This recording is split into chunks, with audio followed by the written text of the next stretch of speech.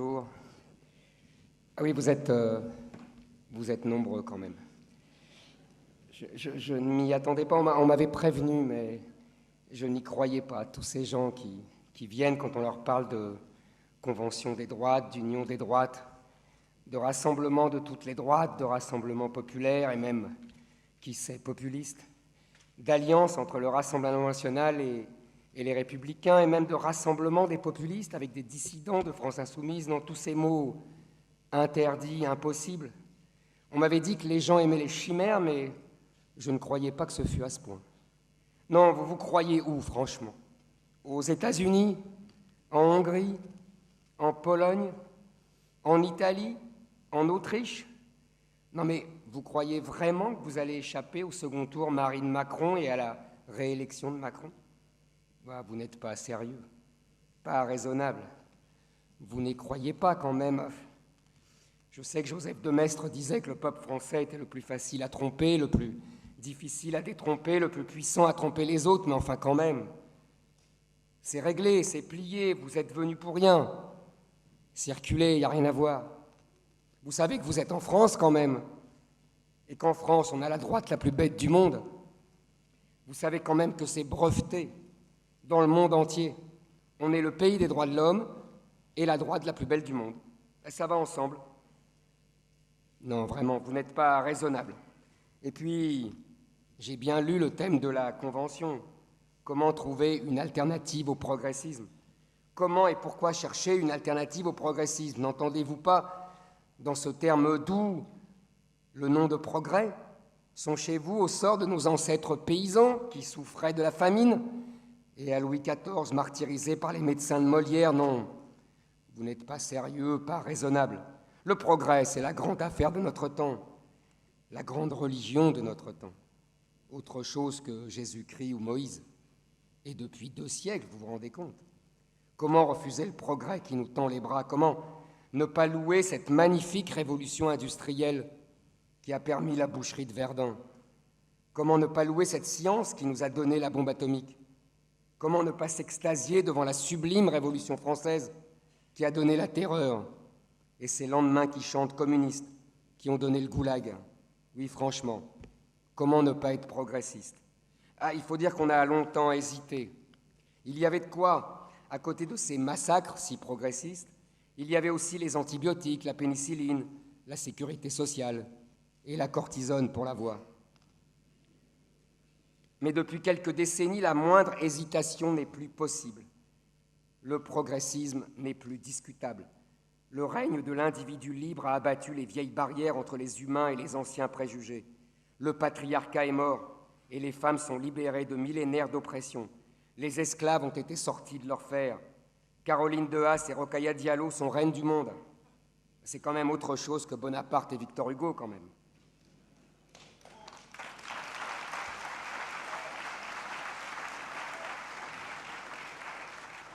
La mondialisation heureuse a fait sortir des centaines de millions de Chinois ou d'Africains de la misère. Et tant pis si elle a fait plonger des dizaines de millions d'Occidentaux dans la pauvreté et le chômage. Chacun son tour. Après tout, les ouvriers blancs ont bien profité de la colonisation et de l'échange inégal. Il n'est que justice qu'ils payent. Les beautés du progrès le plus récent me laissent chaque jour plus ébahi. Comment ne pas être séduit par ce vent de liberté qui règne sur la France et sur l'Occident? Comment ne pas approuver toutes ces lois qui sanctionnent la pensée et la parole, car on est bien plus libre en pensant bien et en taisant des pensées mauvaises? Comment ne pas être heureux de voir ces hommes au système pileux abondant qui peuvent enfin avouer leur vraie nature de femme? De ces femmes qui n'ont plus besoin du contact dégoûtant des hommes pour faire des bébés, de ces mères qui n'ont plus besoin d'accoucher pour être mères. Comme dit la magnifique Agnès Buzyn, une femme peut être un père.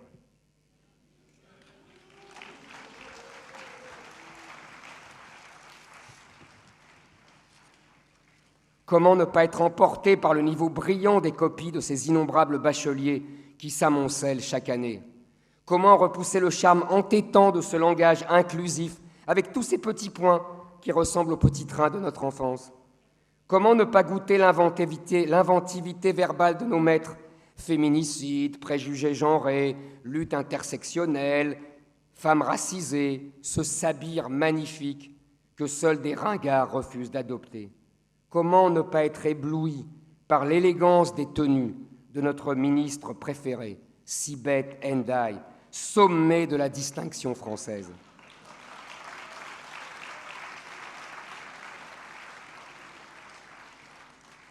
Comment ne pas se pâmer devant un art contemporain dont la beauté renvoie aux poubelles de l'histoire tous nos grands peintres du passé? Comment ne pas s'extasier devant la plume si élégante d'une Christine Angot qui fait passer Voltaire et Stendhal pour d'obscurs tâcherons? Oui, sans oublier le génie de nos architectes d'aujourd'hui, à côté de qui Gabriel ou Lebrun sont des besogneux académiques. Non, vraiment, vous n'êtes pas raisonnable, mais parce que je me suis déplacé, que vous êtes nombreux, je peux quand même essayer de vous aider. Pour trouver une alternative au progressisme, il faudrait d'abord le définir. Enfin, c'est ainsi qu'on nous apprenait jadis à travailler. Je vous propose une définition. Progressisme, la religion du progrès. Un millénarisme qui fait de l'individu un dieu et de ses volontés jusqu'au caprice un droit sacré et divin. Le progressisme est un matérialisme divinisé qui croit que les hommes sont des êtres indifférenciés, interchangeables, sans sexe ni racines, des êtres entièrement construits comme des Legos et qui peuvent être donc déconstruits par des démiurges. Le progressisme est un messianisme sécularisé, comme le furent le jacobinisme, le communisme, le fascisme, le nazisme, le néolibéralisme aussi, ou le droit de l'homisme. Le progressisme est une révolution. D'ailleurs, souvenez-vous, le livre de campagne de notre cher président s'appelait « Révolution ». Une révolution ne supporte aucun obstacle, aucun retard, aucun état d'âme. Robespierre nous a appris qu'il fallait tuer les méchants. Lénine et Staline ont rajouté qu'il fallait aussi tuer les gentils. La société progressiste au nom de la liberté est une société liberticide. Pas de liberté pour les ennemis de la liberté. Le cri de Saint-Just est toujours à son programme. Depuis les Lumières, depuis la Révolution française, depuis la Révolution de 17, jusqu'à même la Troisième République, avec ses radicaux francs-macs, jusqu'à aujourd'hui, c'est toujours le même progressiste. La liberté, c'est pour eux, pas pour les autres. La liberté, eux seuls peuvent l'apprécier et en user. La liberté, eux seuls en sont dignes. Nous croyons être sortis de cet engrenage funeste alors que nous y sommes rentrés. C'est que notre dictature a pris des couleurs inusitées et que nos maîtres ont eu l'habileté de conserver les formes de la démocratie pour mieux les vider de l'intérieur. Pour servir ce pouvoir tyrannique et nous imposer cette idéologie diversitaire, comme l'appelle joliment mon ami Boccoté, on a mis en place un appareil de propagande qui réunit la télévision, la radio, le cinéma, la publicité, sans oublier les chiens de garde d'Internet. Son efficacité fait passer Goebbels pour un modeste artisan et Joseph Staline pour un débutant timoré. Le progressisme, c'est l'omniprésence de la parole soi-disant libre, servie par une technologie d'une puissance de diffusion jamais vue dans l'histoire, mais en même temps, comme ils aiment dire, un appareil répressif de plus en plus sophistiqué pour la canaliser et la censurer. D'un côté, les libéraux et le marché ont ouvert nos pays au grand vent du libre-échange mondialisé, abattant frontières et petits commerces, transformant les anciens citoyens en consommateurs individualistes et quasi hystériques, soumis aux injonctions des publicitaires et des grandes entreprises. De l'autre, l'extrême gauche a troqué son marxisme et son bréviaire de la lutte des classes pour la sainte cause des minorités, qu'elles soient sexuelles ou ethniques, et ont remplacé la rue et les barricades par les prétoires. Les juges, conditionnés par la propagande de gauche dès l'école de la magistrature, sont devenus les relais, et souvent les complices, des associations diverses à qui elles servent de bras armés pour racketter les dissidents et terroriser la majorité autrefois silencieuse et aujourd'hui tétanisée.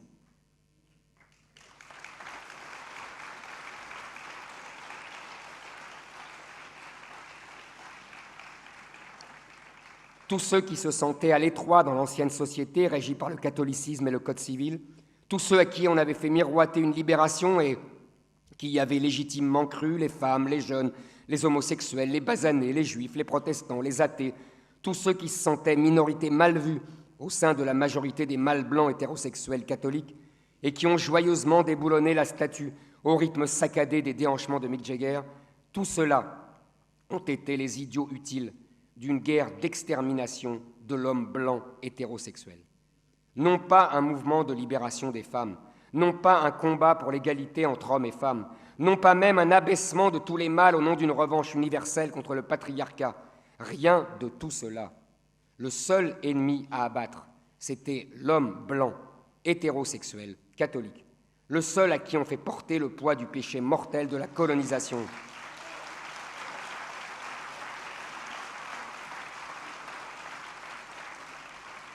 Le seul à qui on fait porter le poids du péché mortel de la colonisation, de l'esclavage, de la pédophilie, du capitalisme, du saccage de la planète, le seul à qui on interdit les comportements les plus naturels de la virilité depuis la nuit des temps, au nom de la nécessaire lutte contre les préjugés de genre, le seul à qui on arrache son rôle de père, le seul qu'on transforme au mieux en seconde mère ou au pire en gamète, le seul qu'on accuse de violence conjugale, le seul qu'on balance comme un porc. On voue aux gémonies un Bernard Pivot parce qu'il évoque sa jeunesse éprise de jolie Suédoise, et on pardonne tout aux rappeurs qui insultent et appellent au viol, voire au meurtre des femmes blanches.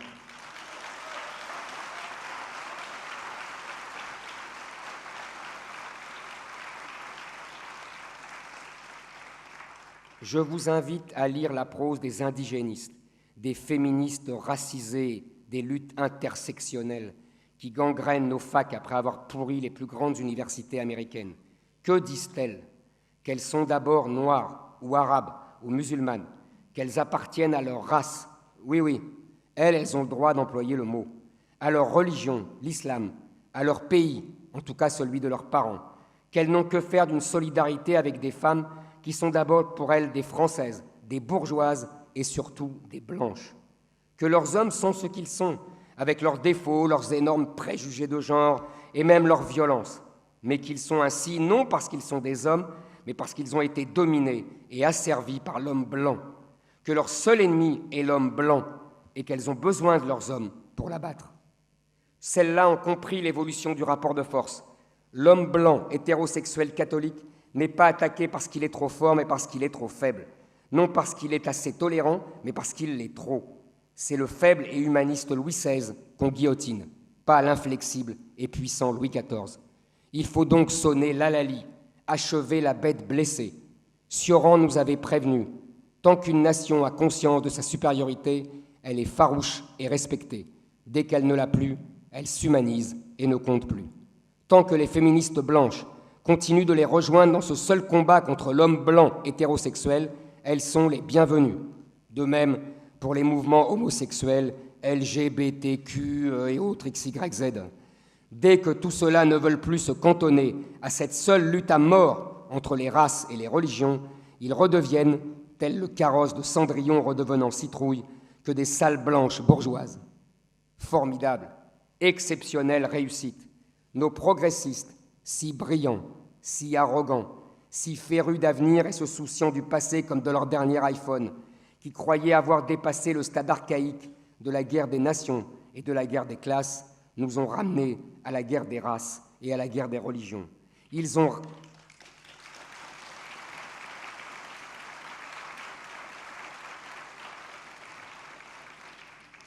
ramené l'avenir à Charles Martel et au siège de Vienne de 1683. Ils ont ramené l'avenir à la guerre du feu. Nous sommes ainsi pris entre l'enclume et le marteau de deux universalismes qui écrasent nos nations, nos peuples, nos territoires, nos traditions, nos modes de vie, nos cultures. D'un côté, l'universalisme marchand qui, au nom des droits de l'homme, a servi nos cerveaux pour les transformer en zombies déracinés.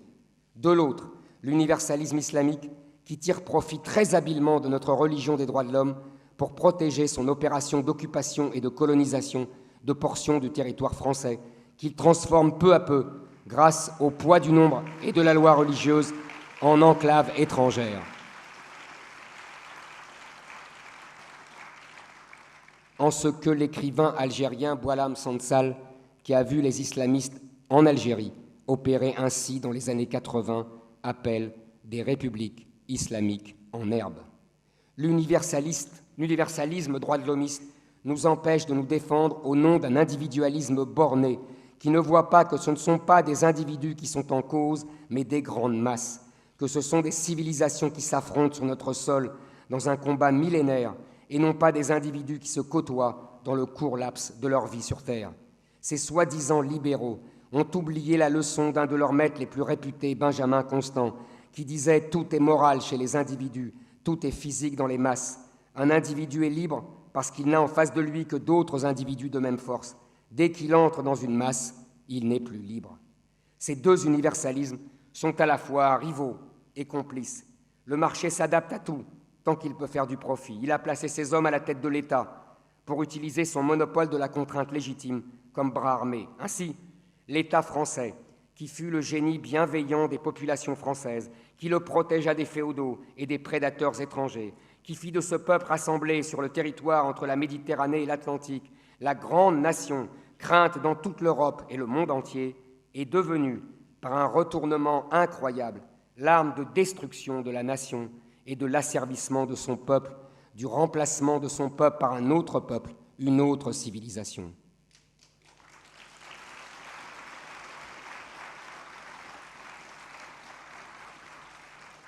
Ces deux universalismes, ces deux mondialismes sont deux totalitarismes. Puisque nos grandes consciences progressistes, puisque nos médias et jusqu'à notre président de la République lui-même aiment tant les années 30, on va leur en donner. On va faire une comparaison avec cette époque. Nous vivons sous le règne d'un nouveau pacte germano-soviétique. Nos deux totalitarismes s'allient pour nous détruire avant de s'entre-déchirer ensuite. C'est leur objectif commun, leur Graal. Au libéralisme droit de l'homiste, les métropoles, à l'islam, les banlieues. Les uns servent pour l'instant de domestiques aux autres, livreurs de pizza, taxis, nounous, cuisine de restaurant et drogue. Les autres protègent leurs domestiques de leur pouvoir médiatique et judiciaire contre la détestation sourde de ce peuple français qu'ils vomissent, les uns et les autres, les uns parce qu'ils sont français et pas américains, les autres parce qu'ils sont de culture catholique et pas musulmans.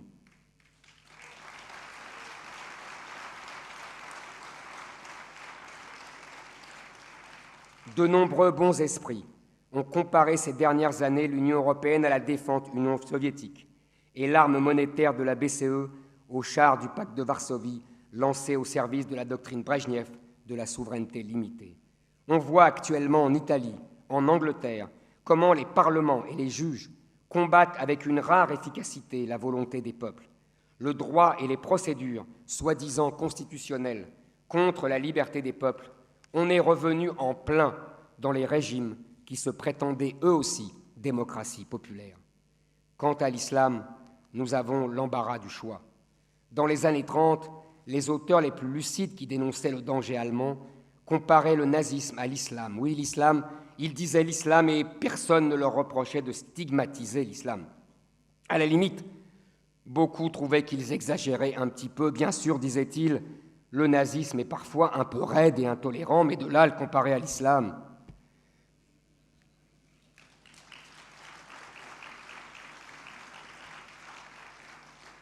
Quelques années plus tard, après-guerre, un autre totalitarisme, le communisme, menaçait. Et la même comparaison revint au goût du jour. Maxime Rodinson, un des plus grands spécialistes de l'islam, disait « c'est un communisme avec Dieu ». Toujours cette même comparaison, cette même obsession, diront certains. Alors je sais, on va m'accuser d'islamophobie, j'ai l'habitude. On sait tous que ce concept fumeux d'islamophobie a été inventé pour rendre impossible la critique de l'islam, pour rétablir la notion de blasphème au profit de la seule religion musulmane. Une notion de blasphème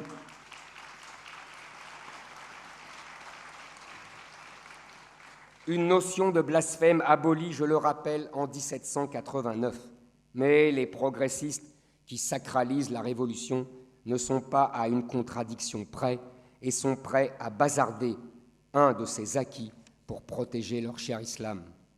Ce que nos progressistes ne parviennent pas à comprendre, c'est que l'avenir n'est pas régi par des courbes économiques, mais par des courbes démographiques. Celles-ci sont implacables. L'Afrique, qui était une terre vide de 100 millions d'habitants en 1900, sera une terre pleine à ras-bord de 2 milliards et plus en 2050.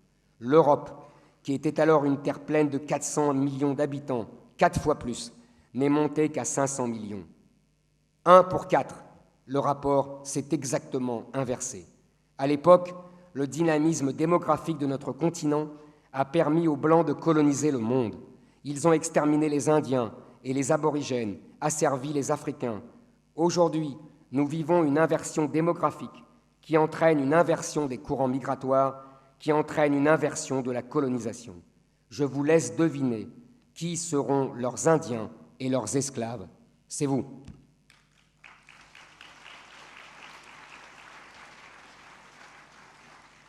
À chaque vague démographique correspond son drapeau idéologique.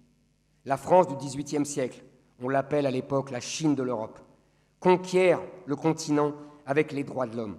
L'Angleterre du XIXe siècle victorien et ses 9 enfants par famille légitime son impérialisme par la supériorité raciale du WASP. Les Allemands de la fin du XIXe siècle inventent le pangermanisme déjà racialiste, puis le nazisme pour légitimer leur poussée vitale vers l'Est. Cette fois-ci, le vitalisme démographique africain a un drapeau tout trouvé, l'islam. L'islam qui avait déjà été le drapeau de l'Orient contre la Grèce de l'Antiquité et le christianisme reprend du service. Oh, il n'a pas changé depuis le Moyen-Âge, il est prêt à l'emploi pour nous vaincre avec nos droits de l'homme et nous dominer avec sa charia, comme disait le prédicateur Al-Qaradawi. Nous sommes arrivés aujourd'hui au temps des conséquences et de l'irréparable, disait Drieux-La Rochelle dans les années 30. En France, comme dans toute l'Europe, tous nos problèmes sont aggravés, je ne dis pas créés, mais aggravés par l'immigration. Écoles, logements, chômage, déficits sociaux, dette publique, ordre public, prison, qualification professionnelle, urgence aux hôpitaux, drogue. Et tous nos problèmes aggravés par l'immigration sont aggravés par l'islam. C'est la double peine. Tous les économistes nous expliquent doctement que l'économie est d'abord une affaire de confiance. Or, le grand sociologue américain Robert Putnam a démontré que la confiance entre les gens diminuait au fur et à mesure que la société était moins homogène ethniquement et culturellement. Mais on continue à nous seriner que l'immigration est une richesse. Cherchez l'erreur. La question qui se pose donc à nous est la suivante. Les jeunes Français vont-ils accepter de vivre en minorité sur la terre de leurs ancêtres? Si oui, ils méritent leur colonisation. Sinon, ils devront se battre pour leur libération. Mais comment se battre? Où se battre? Sur quoi se battre?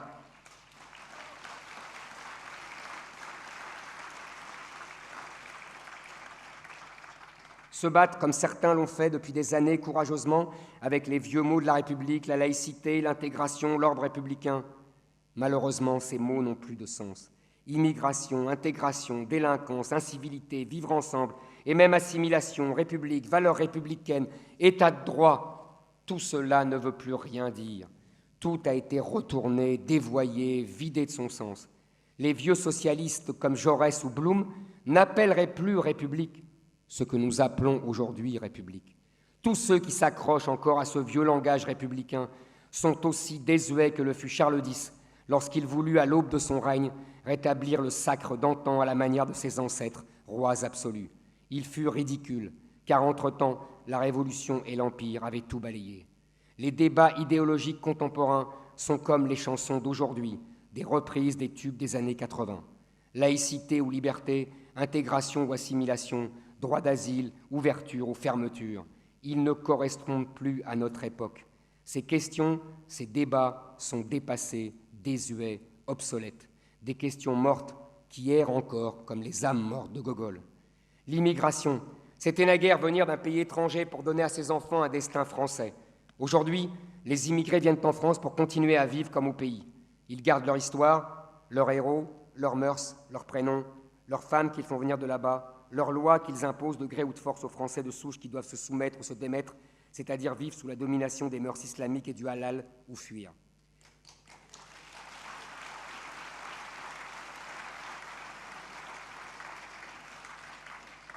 Ainsi se comportent-ils comme en terre conquise, comme se sont comportés les pieds noirs en Algérie ou les Anglais en Inde. Ils se comportent en colonisateurs. Les caïds et leurs bandes s'allient à l'imam pour faire régner l'ordre dans la rue et dans les consciences, selon la vieille alliance du sacre et du sabre et du goupillon, en l'occurrence la calache et la djellaba. Il y a une continuité entre les vols, viols, trafics, jusqu'aux attentats de 2015, en passant par les innombrables attaques au couteau dans les rues de France. ce sont les mêmes qui les commettent, qui passent sans difficulté de l'un à l'autre pour punir les koufars, les infidèles. C'est le djihad partout, et le djihad pour tous et par tous. Tous les ministres de l'Intérieur, depuis 30 ans, jouent les matamors pour combattre les trafics de drogue dans les banlieues et prétendent restaurer l'ordre républicain. Ils ne comprennent pas que pour restaurer l'ordre républicain dans les quartiers, il faut d'abord ramener la France dans ses enclaves étrangères.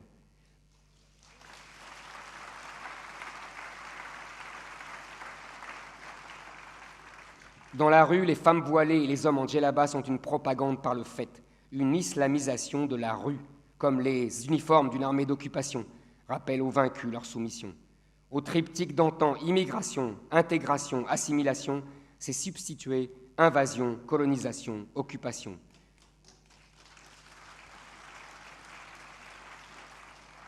J'aime la formule de Renaud Camus, « Entre vivre ensemble, il faut choisir ». La question est donc aujourd'hui celle du peuple. Le peuple pour refaire une nation. Le peuple français contre les universalismes, qu'ils soient marchands ou islamiques.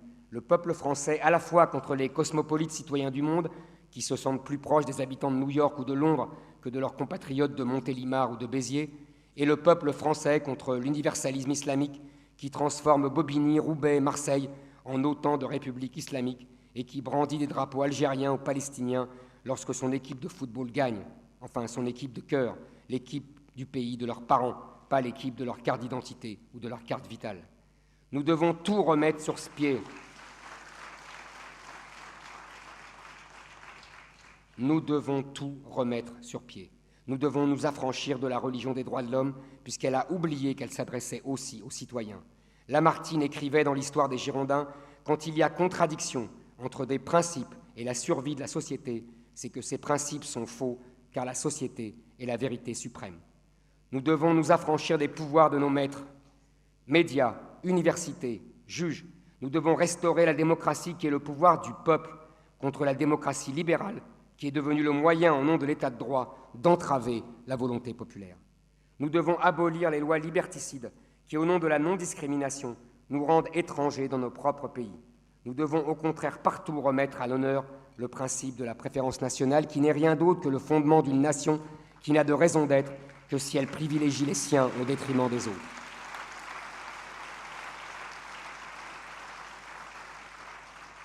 Nous devons assumer notre conception de l'écologie, celle qui défend d'abord la beauté de nos paysages, de nos sites, de notre art de vivre, de notre culture, de notre civilisation. Bien sûr, nous devons être conservateurs et conservateurs de notre identité, mais que pouvons-nous conserver puisque tout a été détruit? Notre tâche est plus immense, presque désespérée. Nous devons restaurer. Je ne dis pas que la question de l'identité est la seule question qui nous soit posée. Je ne dis pas que l'économie n'existe pas, que la désindustrialisation n'existe pas, que les fins de mois difficiles n'existent pas, que les petites retraites n'existent pas, que le code du travail n'existe pas, que les délocalisations n'existent pas, que les contraintes et défauts de l'euro n'existent pas. Je prétends seulement que la question identitaire du peuple français les précède toutes, qu'elle préexiste à toutes, même à celle de la souveraineté. C'est une question de vie ou de mort. Une république islamique française pourrait être souveraine, en quoi serait-elle française? Cette question de l'identité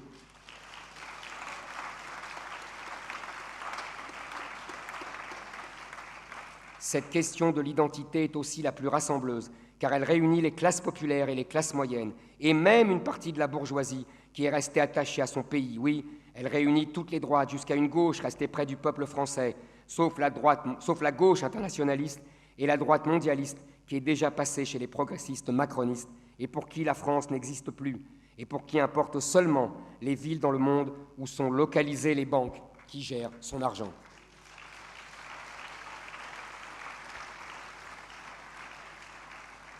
Nous devons savoir que la question du peuple français est existentielle quand les autres relèvent des moyens d'existence. Les jeunes Français seront-ils majoritaires sur la terre de leurs ancêtres? Je répète cette question, car jamais elle n'avait été posée avec une telle acuité.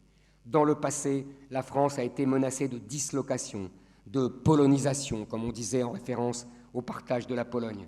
Elle a été occupée, rançonnée, asservie, mais jamais son peuple n'a été menacé de remplacement sur son propre sol. Ne croyez pas ceux qui vous mentent depuis 50 ans. Ne croyez pas ceux qui, comme Macron aujourd'hui, reprennent les mêmes mots qu'Hollande, Sarkozy, Chirac et Giscard. Quand vous entendez que notre politique d'immigration doit être ferme et humaine à la fois, vous pouvez être sûr qu'elle ne sera pas ferme et qu'elle sera humaine pour les immigrés, mais pas pour les Français.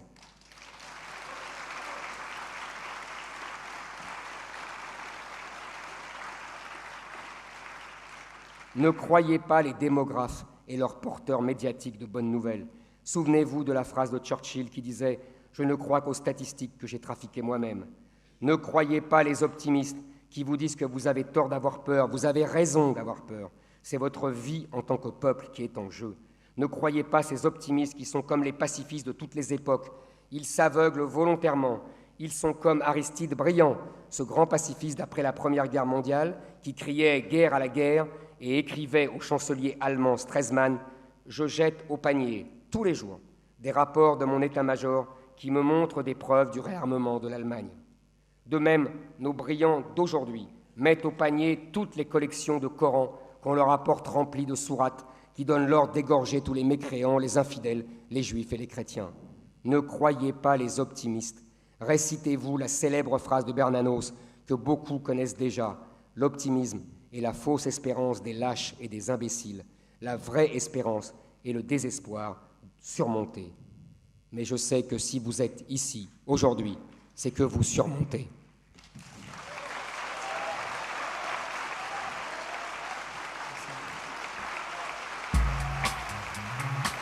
Merci à vous. Merci, monsieur Zemmour.